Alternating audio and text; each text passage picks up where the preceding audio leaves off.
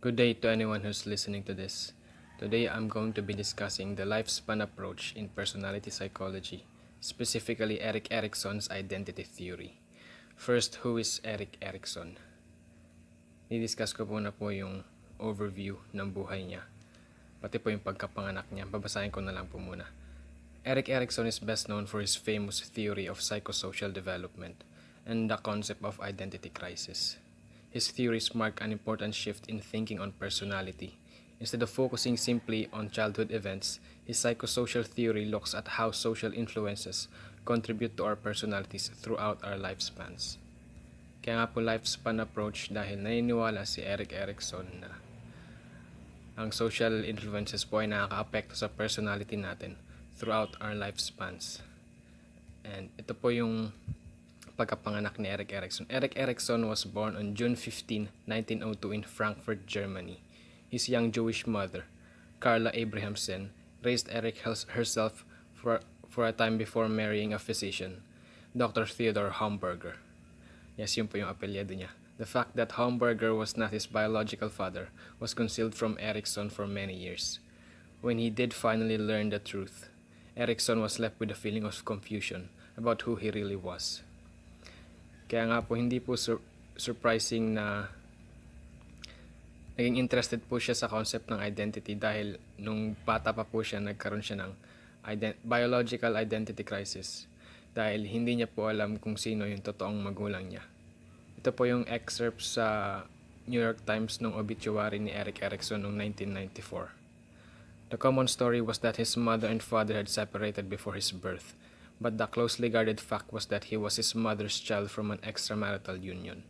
He never saw his birth father or his mother's first husband. Erickson's life. So, ito po yung mga important notes sa buhay ni Erik Erickson simula childhood hanggang sa kanyang later years. Identity. The mystery over Erickson's biological parentage served as one of the key forces behind his later interest in identity formation. He would later explain that as a child, he often felt confused about who he was and how he fit into his community. So yun nga po dahil hindi niya alam kung sino yung totoong tatay niya. Yun po yung nag-spark ng kanyang interest para i-study yung identity gaya nga po na sinabi ko kanina. And hindi rin po nakatulong na nung nasa school siya, gaya po ng sabi dito, at his Jewish temple school, he was teased for being a tall, blue-eyed, blood Nordic-looking boy. And at sa grammar school, he was rejected because he is Jewish. So, kahit saan po siya magpunta, parang hindi po siya nag-fit in. Kahit nung nasa Jewish temple po siya, inaasar siya dahil iba yung itsura niya. Mukha siyang Scandinavian. And nung napunta naman po siya sa ibang school, na-reject siya dahil Jewish siya. So, kahit saan siya magpunta, parang wala siyang kawala. Hindi niya alam kung saan siya mag-fit in. Nung sa young adulthood naman po niya,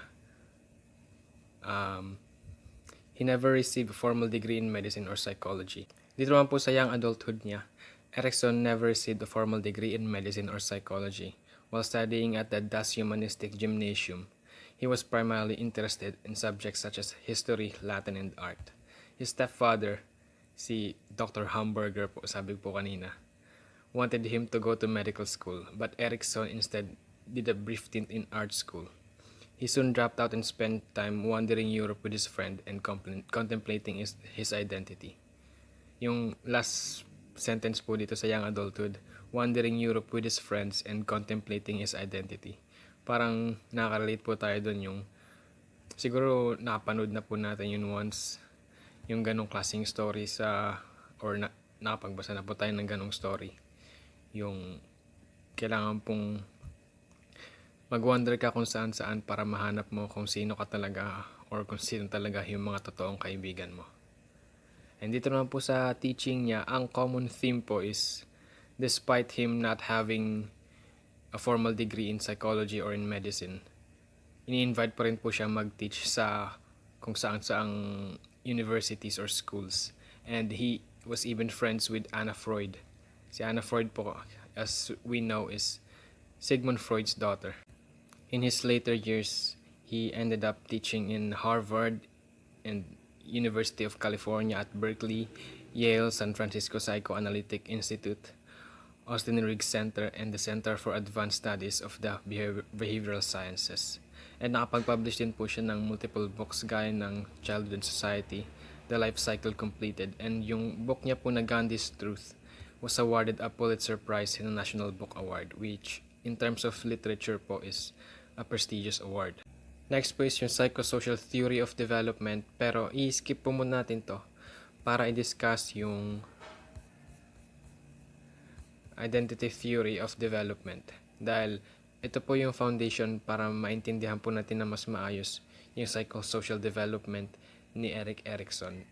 First of all, ano po ba yung isang identity? An identity is an individual's sense of self defined by a set of physical, psychological, and interpersonal characteristics that is not wholly shared by any other person. Identity nga po, yung sense of self, kung sino po tayo, yung pangalan natin, kung ano at itsura natin, kung ano yung personality. Lahat po yun nagko-comprise po ng ating identity. Paano po ba ma-form ang ating identity? Identity is formed through a process of exploring options or choices and committing to an option based upon the outcome of the exploration. Yun. The keyword here po is exploration. Kailangan po nating i-explore kung ano man po yung tingin natin, gusto natin, kung ano yung interest natin, kung sino yung gusto natin, kung ano, dahil yun po yung foundation para maintindihan po natin yung ating sarili at makapag-form ng mas maayos na identity.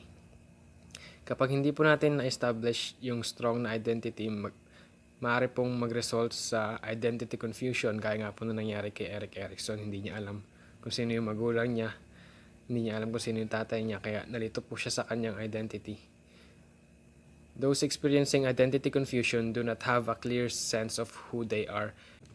But if you have a strong sense of identity, that means you have a well-developed identity. And it is defined as a well-developed identity is comprised of goals, values, and beliefs to which a person is committed. It is the awareness of the consistency in self over time, the recognition of this consistency by others. So, kapag meron tayong well-developed identity and alam po natin kung sino tayo, lahat po ng ating goals and beliefs is naka-inline po dun sa ating sense of self. And kung hindi po natin magawa yun, magkakaroon po tayo ng, gaya nga po ng sinabi ni Erikson dito, identity crisis. What is an identity crisis?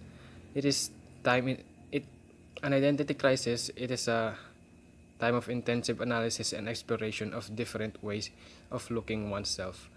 Mamaya po, pag diniscuss na po natin yung psychosocial theory of development, meron pong laging dalawang choices na pwede po natin pagpilian kung sino po tayo, kung anong klaseng identity ang pipiliin natin. And mamaya discuss po natin in depth yung psychosocial development theory ni Erik Erikson.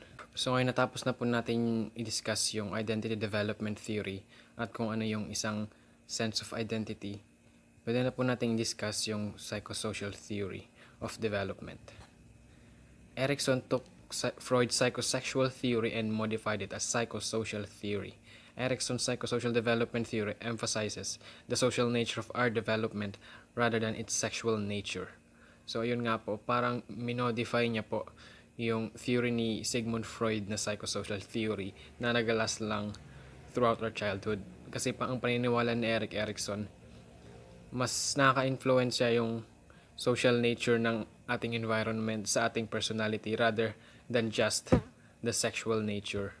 And naniniwala din siya na nagpa-persist yung influence na yun throughout our lifetime. Our lifetime, hindi lang siya throughout our childhood nga, gaya nga ng proposal ni Sigmund Freud. Erikson suggested that how we interact with others is what affects our sense of self, or what he called ego identity. Yun nga po, sense of self is called ego identity. Although, parang yung term na ego identity, pwede na po siya maging redundant kasi ginagamit din po yung term na ego. Kapag narinig po natin yung word na ego, negative po agad yung nasa isip natin, di ba? Pero, in the context of psychology, ang word na ego po pertains to our sense of self, who we are. Like, parang yung word na identity din po. So, pwede po natin siyang tawaging identity or ego identity. So, finally, dito na po tayo sa stages of psychosocial development. Ito po yung main work ni Erik Erikson. Makikita po natin dito sa overview yung 8 stages ng psychosocial development, which is pag tinignan po natin yung conflict, meron po dyan dalawang characteristics na nakalagay. Example po dito sa infancy, merong basic trust versus mistrust. Usually po, yung unang nakalagay sa list is yung po yung positive characteristics na gusto po nating i-strive for. Kasi kapag hindi po natin na-fulfill yan, ang mag-result po is kung ano po yung nakalagay dun sa yung second word na nakalagay, which is in this case yung mistrust, and so on po yan. Ganun po lagi. Kung ano po yung nasa una, yun po yung desirable trait. Yung pangalawa po yung mag-result kapag hindi po natin na-fulfill yung desirable trait na yun. So around birth to 1 years old po is basic trust versus mistrust. Around 1 to 3 years old is autonomy versus shame and doubt. Meron din pong doubt dito sa after ng shame.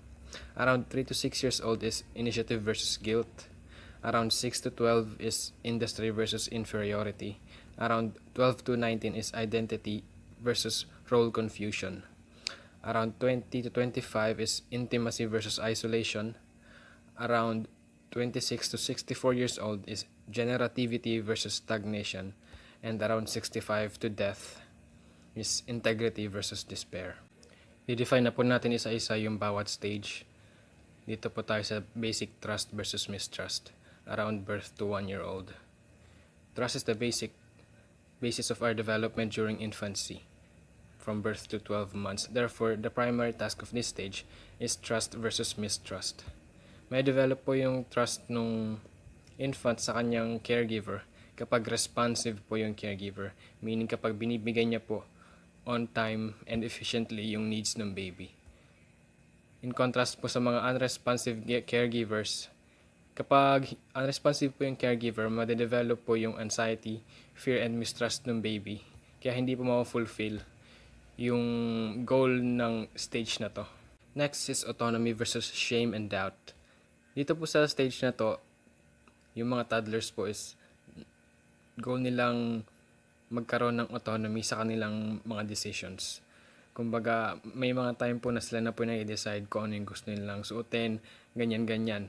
Ang kaso nga lang po, kapag na-terminate po yung autonomy nila, doon po mag-develop yung shame and doubt. Kasi nga po, bakit pa sila nagkusang gawin yung mga bagay na yun? Bakit pa sila nag-decide na ito yung gagawin nila? Kung hindi naman yung gusto ng parents nila or ng guardian nila. Doon po ma-develop yung shame and yung doubt. Ito nga po sa initiative versus guilt. Once children reach the preschool stage, they are capable of initiating activities and asserting control over their world through social interactions and play. Kapag initiative naman po, based on the word na initiative po, yung pagkukusa nila. Kapag nagkusa sila sa isang bagay and nagustuhan ng peers or ng kanilang guardian yung ginawa nila, magkakaroon po sila ng self-confidence and sense of purpose. Kaso kapag nag-initiate po sila sa isang bagay na mali naman pala, na hindi nagustuhan ng guardians, doon po magkakaroon ng guilt. Kasi bakit pa ako nagkusa sa isang bagay kung mali naman pala yung ginawa ko? Yun po, doon po magkakaroon ng sense of guilt yung mga bata. Dito naman po sa industry versus inferiority. Pag industry po, sinasabi dyan, ipine-pertain po dyan is yung work. Ano po ba ang work ng around 6 to 12 years old? Mostly school works or yung mga play ng kasama ng mga kanilang kaibigan.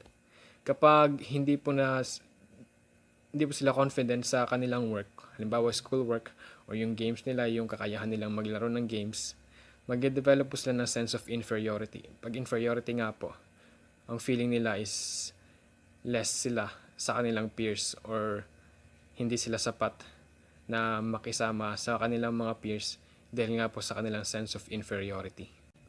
Identity versus role confusion. Ang part na po na to is medyo crucial dahil dito po tayo kailangang mag-develop ng strong sense of self. And kapag na-develop po natin ng strong sense of self, alam po natin kung saan tayo mag-fit in sa society natin. Alam natin kung ano ang mga goals natin sa buhay and ano ang mga plano natin to the future. In the future, I should say. Pero mahirap, 'di ba? 12 to 19 years old, sobrang hirap i-figure out kung sino ka, lalo na sa times natin ngayon na sobrang dami mong pwedeng gawin. At the same time, wala kang magawa dahil nga ganito yung time natin, merong pandemic. Pero sobrang daming distractions na hindi mo na alam kung ano yung sense of self mo dahil yun nga, sobrang daming pwedeng pag-focusan. Halimbawa. So, kaso kapag hindi mo na-develop ng strong yung sense of self mo, mahihirapan ka na sa mga next incoming stages. Dahil sa strong sense of self, nakabase yung successful, kung gaano ka successful sa mga next stages. Next is intimacy versus isolation. After mo mag-develop ng strong sense of self, gusto mong i-share yun sa ibang tao. Gusto mong maging intimate sa ibang tao. Pwedeng romantic, pwedeng platonic relationship lang. Pero kailangan merong deep desire ang mga humans, lalo na sa age na to, na makipag-connect emotionally and mentally sa ibang tao. And kapag hindi mo nagawa yun, mag-result yun, gaya nga ng nakalagay dito, into isolation. And isolation comes with many things like loneliness and sadness, and especially in these times, depression. And if hindi mo na develop yung sense of intimacy with someone, you wouldn't be able to be successful in the next stage, which is generativity versus stagnation. Generativity involves finding your life's work and contributing to the development of others through activities such as volunteering, mentoring, and raising children. Raising children, which means you need to have a family. Nag-result yung family kapag intimate ka sa isang tao, kaya nga nung nakalagay sa last stage. Kaso kung hindi ka successful sa intimacy, you won't be able to be successful here in the generativity versus stagnation. You would stagnate, meaning you would remain the same person as you are and nang walang self-improvement. Kasi nga, hindi mo na-develop ng maayos yung sense of self mo, then you did not achieve intimacy with someone, and you would remain stagnant. Dito po tayo sa last part ng ating discussion, integrity versus despair. This is also the saddest part sa lahat ng stages ng psychosocial development. Dahil dito na po tayo nag-reflect ng ating buhay, lalo na kapag matanda na 65 to death or 65 and above. Dito po tayo nag-reflect ng ginawa natin sa buhay, kung ano man yung mga dapat ba natin ginawa na hindi natin nagawa, kung ano yung mga dapat na ginawa natin na hindi natin nagawa. Parang kailangan, kapag naging successful ka sa mga previous stage, you would develop integrity. But if not, you would develop despair. And despair doesn't just come alone. It comes with depression. It comes with regret. It comes with loneliness. So, we need to be successful in all those other previous stages para maging successful tayo sa last stage na ito, so we would not regret our lives. That's it for me. Thank you.